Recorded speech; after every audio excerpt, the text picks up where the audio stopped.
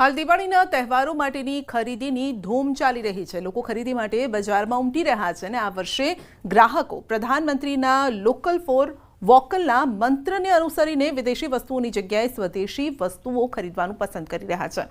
રાજકોટના રેસકોર્સ ગ્રાઉન્ડમાં આયોજિત સ્વદેશી મેળામાં હેન્ડક્રાફ્ટ દીવડા, ડેકોરેશન મટીરિયલ અને સ્થાનિક ઉત્પાદનોની ખરીદી માટે મોટી સંખ્યામાં લોકો ઉમટ્યા। ખરીદદારોનું કહેવું છે કે આ વર્ષે તેઓ સ્વદેશી વસ્તુ ખરીદીને દેશના અર્થતંત્રને મજબૂત બનાવી રહ્યા છે।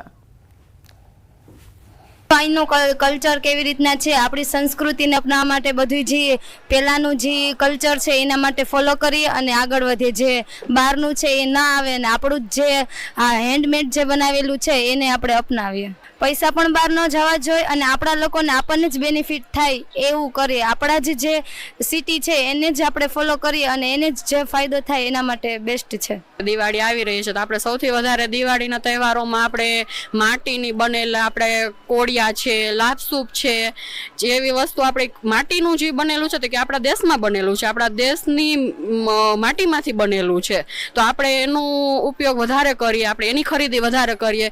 આપણે લાઇટિંગું જેમ કે ચાઇનાથી બનાવેલી ત્યાંનો જે વપરાશ છે એ બધું અત્યારે વેચાણ વધતું થઈ ગયું છે, તેનો ઉપયોગ ઓછો કરીએ આપણે। હું થેન્ક યુ કહું છું પ્રધાનમંત્રીને કે એઓએ અત્યારે બીજા કોઈ અત્યાર સુધીમાં કોઈ પ્રધાનમંત્રી કરી નથી શકે એવું કર્યું છે કે બધાને કાઇન્ડ ઓફ ઇન્ફોર્મેશન આપી છે, બધાને ઇન્સ્પાયર કર્યા છે કે આપણે જે ઇન્ડિયન જે બધી કલ્ચર છે અને ઇન્ડિયા મેડ જે વસ્તુઓ છે એને આપણે એક્સેપ્ટ કરીએ અને બહારની જે વસ્તુઓ છે એના કરતાં જે આપણું ભારતની બનેલી જે વસ્તુઓ છે એમાં વધારે આપણે ધ્યાન આપીએ।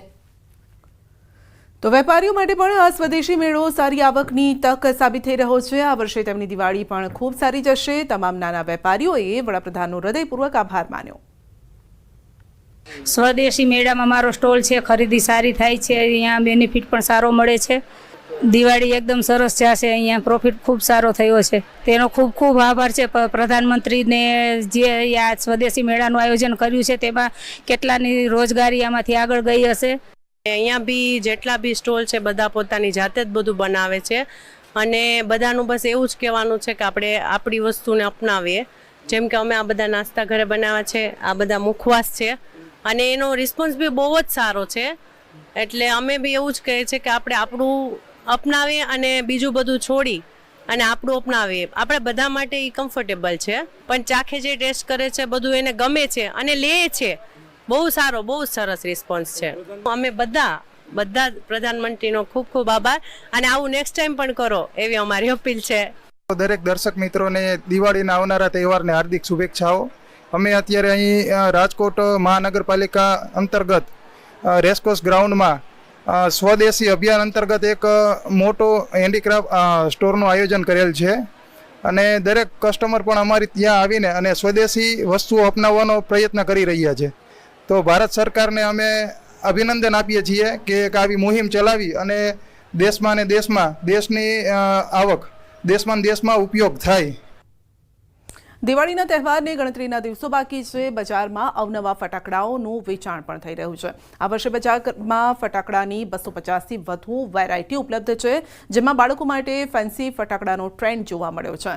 પાણીમાં ફૂટી શકે તેવા ફટાકડા, ગ્રીન ફટાકડાની પણ ભારે માંગ છે, જો કે ફટાકડાની કિંમતોમાં 30થી 40% સુધીનો વધારો નોંધાયો છે।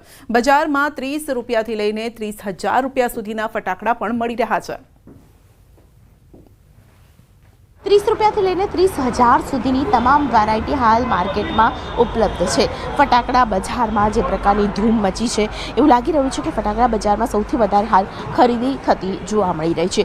મહત્વનું છે કે દિવાળીના પર્વની અંદર જ્યારે વિશેષ પ્રકારે લોકો આયોજન કરતા હોય છે, એમાં પણ જ્યારે ફટાકડાની વાત આવતી હોય ત્યારે સૌથી વધારે ખરીદી ફટાકડામાં બાળકો દ્વારા થતી હોય છે, ત્યારે વિશેષ પ્રકારના જે ફટાકડા છે તે પણ હાલ માર્કેટની અંદર ધૂમ મચાવી રહ્યા છે। એમાં પણ ગ્રીન ગ્રીન ક્રેકર્સ છે, સાથે પાણીમાં ફૂટી શકે તેવા પ્રકારના પણ ફટાકડા છે તે હાલ માર્કેટમાં ધૂમ મચાવી રહ્યા છે. જે વેપારી છે તેમની સાથે પણ વાતચીત કરવાનો પ્રયત્ન કરશું, કારણ કે જે પ્રકારના ફટાકડા છે હાલ માર્કેટમાં જોવા મળી રહ્યા છે એમાં પણ ગ્રીન ફટાકડા એટલે કે પોલ્યુશન ન કરે, પ્રદૂષણ ન કરે તેવા પ્રકારના ફટાકડા છે તે જોવા મળી રહ્યા છે. મારી સાથે વેપારી છે આશીષભાઈ, તેમની સાથે વાત કરીશું. આશીષભાઈ, પાણીમાં પણ ફૂટી શકે તેવા પ્રકારના ફટાકડા હાલ માર્કેટમાં પહેલી વાર આવી રહ્યા છે, શું કહેશો આ વિશે? એટલે આ પ્રકારના ફટાકડા સ્પેશિયલ બનાવવામાં આવે છે. પોમ નામ છે, અને જે પાણીમાં તમે નાખશો તો પણ એ ફૂટશે. અચ્છા, હાજી. અને એ સિવાય બીજી કોઈ વેરાયટી? સિવાય વેરાયટી જે આ કોસ્મિક ફોર્સ આવેલું છે, આ ક્રિસ્ટલ જે એક જાતનો ભમેડો ફરશે અને આ ભમેડો ફરીને આકાશમાં જતો રહે છે, ઉડીને પાછું આકાશમાં પણ જાય છે. અચ્છા, એટલે ઉપરથી આકાશમાં ઉડી જશે અને પછી પાછું ફરી અને પછી આકાશમાં ઉપર ઉડશે.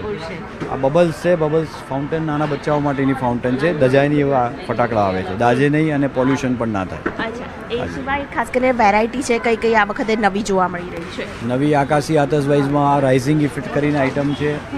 રાઇઝિંગ ઇફેક્ટ છે, બબલ બોય છે, રોમ છે, બધા જુદા જુદા કન્ટેનર નામની આઇટમો છે. એવી ઘણી બધી આઇટમો આકાશી આતશબાજી આવેલી છે. ખરીદીમાં ટ્રેન્ડ કેવો જોવા મળી રહ્યો છે? ખરીદીમાં ટ્રેન્ડ ઘણા વર્ષોથી એ બદલાવી ગયો છે, અને છેલ્લા 2 વર્ષમાં અમે જોઈએ છે કે લોકો આકાશી આતશબાજી ઉપર વધારે જોર આપે છે.